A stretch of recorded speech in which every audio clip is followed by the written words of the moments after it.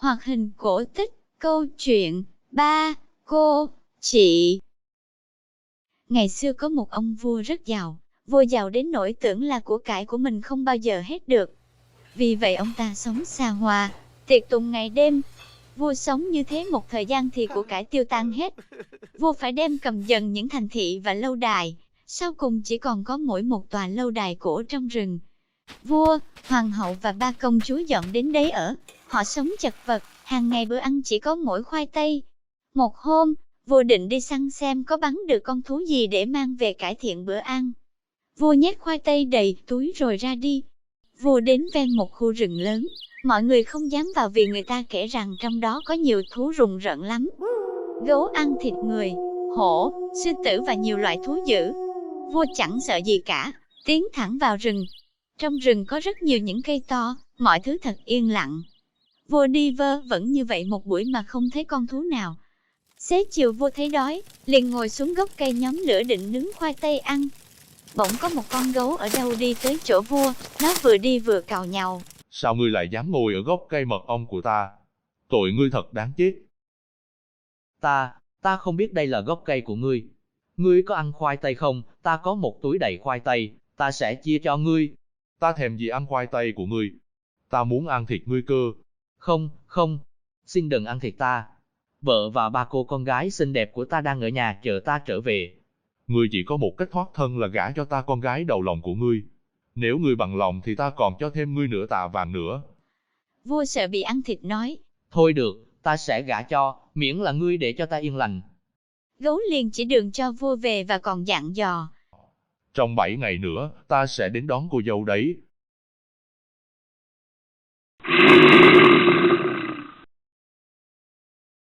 Vua trở về nhà, trong lòng vô cùng lo lắng. Vua ra lệnh cho quân lính canh gác lâu đài ngày đêm và dặn con gái phải bình tĩnh. Vua đưa công chúa trốn lên ngọn tháp cao nhất của tòa lâu đài, dặn công chúa không được ra ngoài cho qua 7 hôm. Nhưng sáng tinh sương hôm thứ 7, khi mọi người còn đang ngủ, thì có một cỗ xe lộng lẫy đóng 6 ngựa tiến vào sân của tòa lâu đài. Một vị hoàng tử trẻ đẹp bước xuống. Vua nghe tiếng động tỉnh dậy, nhìn ra cửa sổ thấy hoàng tử đã đón con gái đầu lòng của mình từ ngọn tháp, và vừa bế nàng lên xe.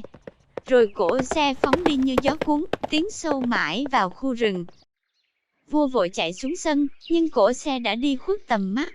Trên sân còn lại một cái hòm bằng gỗ muôn rất nặng, khó mà nhấc lên được. Vua chợt nghĩ đến điều gấu đã hứa, liền mở ra thì thấy trong đó có nửa tạ vàng sáng lấp lánh. Vua nhìn thấy vàng thì cũng nguôi buồn. Vua đem vàng chuộc lại các thành thị đã đem cầm, rồi lại quay về cuộc sống giàu sang ngày trước.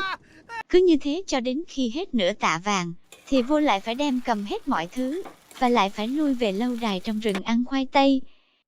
Ngày ngày đều ăn khoai tây khiến vua cảm thấy rất chán chường. Một hôm, vua lại quyết định sẽ đi săn để kiếm một con thú gì đó để cải thiện bữa ăn. Nhưng vua không dám đi vào rừng nữa. Lần này vua đi lên núi. Khi vua dừng chân bên một phiến đá nghỉ mệt, thì một con điểu tinh nửa người nửa chim ưng đi đến. Nó cáu kỉnh nói. Ai cho ngươi đến quấy rối khoảng trời của ta? Tội ngươi đáng chết, muốn sống phải gả cho ta con gái thứ hai của ngươi. Được, ta sẽ gả con gái cho ngươi, nhưng ngươi cho ta gì? 1 tạ vàng. Trong 7 tuần nữa ta sẽ đến đón nàng về. Vua lững thững trở về nhà.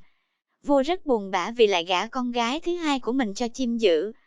6 tuần lễ đã trôi qua. Đến tuần thứ 7, công chúa ra một bãi cỏ trước lâu đài phơi quần áo. Bỗng có một đoàn kỵ sĩ oai phong lẫm liệt đi đến. Nàng chưa kịp định thần thì một chàng hoàng tử tuấn tú đã đỡ nàng lên ngựa, rồi bọn họ phi vào rừng nhanh như cắt. Đợi mãi không thấy công chúa thứ hai trở về, vua liền đi tìm. Vua thấy trên bãi cỏ có 2 quả trứng vàng rất lớn, vậy chắc hẳn con điểu tinh đã đến bắt công chúa đi, và để lại 1 tạ vàng như lời hứa. Vua lại đem vàng đi chuộc lại các thành thị, và lâu đài đã đem cầm, rồi lại tiếp tục sống xa hoa tiệc tùng như trước.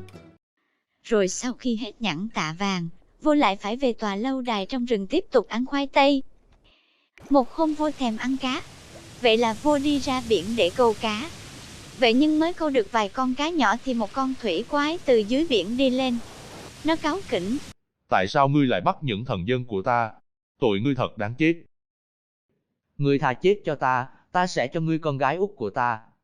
Được lắm, để rồi ta cho ngươi cái gì nhé. Vàng thì ta chẳng có, nhưng đáy hồ của ta rải đầy ngọc trai, ta sẽ cho ngươi bao bì đầy. Sau 7 tháng ta sẽ tới đón dâu.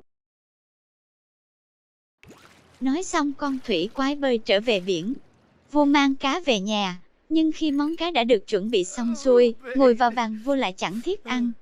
Vua rất buồn vì sắp mất nốt cô con gái độc nhất còn lại. 6 tháng trôi qua, hoàng hậu và công chúa chẳng hiểu sao mà vua mặt mày lúc nào cũng ủ rũ. Đến tháng thứ 7, đúng lúc công chúa đang lấy nước từ chiếc giếng bên tòa lâu đài, thì lại có một cỗ xe đi tới. Một chàng hoàng tử rất đẹp trai bước xuống, ôm lấy nàng bế lên xe, và cỗ xe lại lao đi vung vút về phía biển cả. Sau khi hoàng tử thủy quái đến đón công chúa, thị vệ mang đến lâu đài 3 bao nặng. Vua mở ra thấy đầy châu ngọc.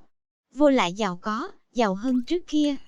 Vua chuộc lại thành thị, lâu đài, nhưng vua không trở lại cuộc sống xa hoa nữa. Từ đó vua sống yên tĩnh, tiết kiệm. Mỗi khi nghĩ đến 3 con gái yêu, không biết sống giữa đám thú rừng ra sao, có thể bị chúng ăn thịt rồi, thì vua mất hết niềm vui. Không ai an ủi được hoàng hậu. Hạt lệ bà khóc còn nhiều hơn cả các hạt ngọc thủy quái đã bỏ ra đổi lấy công chúa Út. Sau đó một thời gian, hoàng hậu lại sinh được một cậu con trai xinh đẹp. Đứa con ra đời thật bất ngờ nên gọi nó là Rai Nang, có nghĩa là đứa con kỳ diệu. Đứa trẻ lớn lên khỏe mạnh to cao. Hoàng hậu thường kể cho hoàng tử nghe việc 3 chị gái cậu bị 3 con vật bắt giữ trong khu rừng thiêng. Khi cậu 16 tuổi, cậu xin vua cha cho cậu đi tìm các chị và bắt đầu cuộc phiêu lưu của riêng mình. Sau đó cậu từ biệt cha mẹ rồi lên đường. Đầu tiên, hoàng tử đến khu rừng thiêng. Cậu đi lang thang trong rừng rậm, không gặp một người nào hay một con vật nào. Sau 3 ngày, cậu thấy một tòa lâu đài cổ trong rừng. Ở đó có một thiếu phụ đang ngồi chơi với một con gấu con. Rai Nang nghĩ bụng chắc là chị cả mình. Cậu đi bộ đến và nói: Chị yêu dấu, em là em Rai Nang của chị, em đến thăm chị đây. Công chúa nhìn cậu, thấy cậu giống bố y hệt, không nghi ngờ gì lời cậu nói. Nàng sợ hãi bảo: Em yêu cháu ơi, nếu em còn muốn sống thì em hãy chạy đi cho nhanh. Nếu anh gấu, chồng chị về thấy em thì em sẽ bị ăn thịt mất. Em không sợ, em sẽ ở lại đây với chị. Công chúa cả đành giấu ra y an trong một căn phòng riêng biệt. Hàng ngày nàng mang thức ăn đến cho em. Cứ 7 ngày một lần, gấu lại hiện nguyên hình là một hoàng tử đẹp trai, nhưng 6 ngày còn lại thì trong hình hài một con thú dữ. Vào ngày gấu biến thành con người, Rai Nang được gặp anh rể. Hai anh em tay bắt mặt mừng, ăn uống linh đình. Nhưng đến tối hôm ấy, công chúa nói với Rai Nang: Em yêu cháu, bây giờ thì em phải đi ngay đi. Đến tảng sáng, chồng chị sẽ lại biến ra gấu. Nếu sáng ngày, anh ấy vẫn thấy em còn ở đây, anh ấy sẽ không cưỡng lại bản chất gấu mà sẽ ăn thịt em đấy. Hoàng tử gấu tới đưa cho cậu 3 sợi lông gấu và dặn: Nếu gặp nạn thì em cứ sát lông vào người, anh sẽ đến cứu em ngay. Mọi người ôm nhau từ biệt.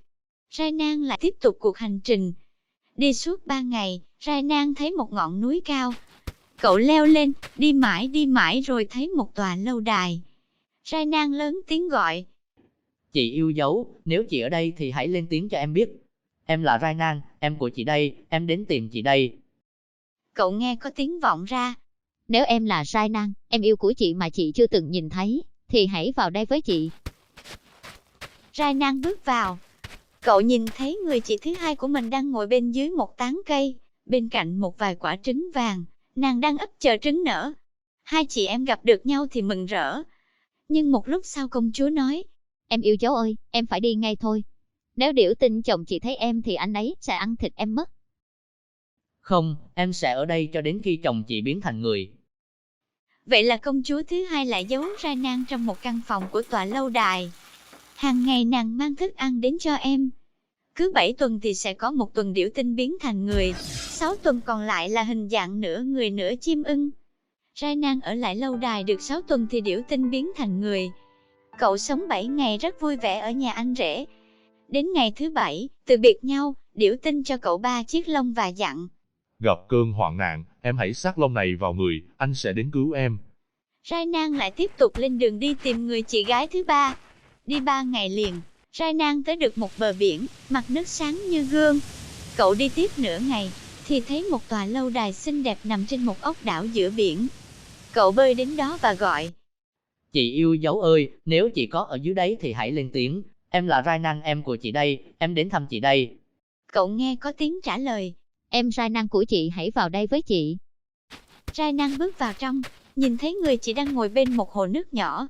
Chị cậu nói. Rai Nang yêu dấu của chị ơi, một lúc nữa chồng chị sẽ về. Em không thể ở lại đây được, nếu chồng chị nhìn thấy em nhất định sẽ ăn thịt em mất. Không đâu, em sẽ ở lại đây đến khi anh rể biến thành người. Vậy là công chúa thứ ba cũng lại giấu Rai Nang trong một căn phòng của tòa lâu đài. Hàng ngày nàng mang thức ăn đến cho em. Cứ 7 tháng thì sẽ có một tháng thủy quái biến thành người. Rai Nang được sống cả một tháng trời rất vui vẻ cùng chị và anh rể. Một tháng sắp hết thì thủy quái cho cậu 3 cái vẫy và dặn. Nếu em bị hoạn nạn, thì em cứ sát vẫy vào người, anh sẽ giúp em. Rồi anh rể và chị gái tiễn cậu vào bờ. Rai Nang tiếp tục cuộc hành trình. Cậu đi mãi. 7 ngày sau, Rai Nang thấy một tòa lâu đài ở một nơi hoang vắng trong một khu rừng lạ. Lâu đài có cánh cổng bằng thép rất chắc chắn. Toàn bộ lâu đài lát đá đen và tạo ra một bầu không khí u ám. Rai Nang rất tò mò nên đã tiến lại gần. Nhưng một lão phù thủy bỗng xuất hiện. Lão ta dùng một thứ phép thuật hắc ám trói cậu bằng những sợi dây leo. Rai Nang cố gắng vùng vẫy nhưng không thể cử động được. Vào lúc đó, Rai Nang nhớ lại lời các anh rể cậu đã dặn dò. Cậu sát các sợi lông vào người. Các anh rể của cậu lập tức xuất hiện, cứu cậu thoát khỏi sợi dây leo đang trói chặt. Cả 4 người cùng chiến đấu với lão phù thủy hắc ám. Sau cùng lão phù thủy đã bị 4 người đánh bại. Ngay lúc đó phép thuật tiêu tan. Cả 3 người anh rể của Rai Nang đều được biến trở lại thành con người. Và cánh cổng của tòa lâu đài cũng được tự động mở. Từ bên trong tòa lâu đài, một nàng công chúa vô cùng xinh đẹp bước ra. Nàng công chúa ấy là em gái của 3 anh rể Rai Nang. Vì nàng không chịu yêu lão phù thủy, lão đã bắt nàng nhốt vào bên trong tòa lâu đài, và phù phép biến 3 người anh của nàng thành 3 con quái thú. Rai Nang từ lúc gặp công chúa đã đem lòng yêu nàng say đắm. Cậu dẫn nàng công chúa xinh đẹp trở về gặp đức vua và hoàng hậu. Rai Nang kể cho đức vua và hoàng hậu nghe những điều kỳ lạ cậu đã trải qua, và xin được cưới công chúa. Một hôn lễ vô cùng long trọng đã diễn ra. 3 người anh rể cũng dẫn 3 người chị gái của Rai Nang đến tham dự lễ cưới của cậu. Được gặp lại 3 người con gái, vua và hoàng hậu vô cùng hạnh phúc. Và gia đình của họ đã sống bên nhau hạnh phúc mãi về sau.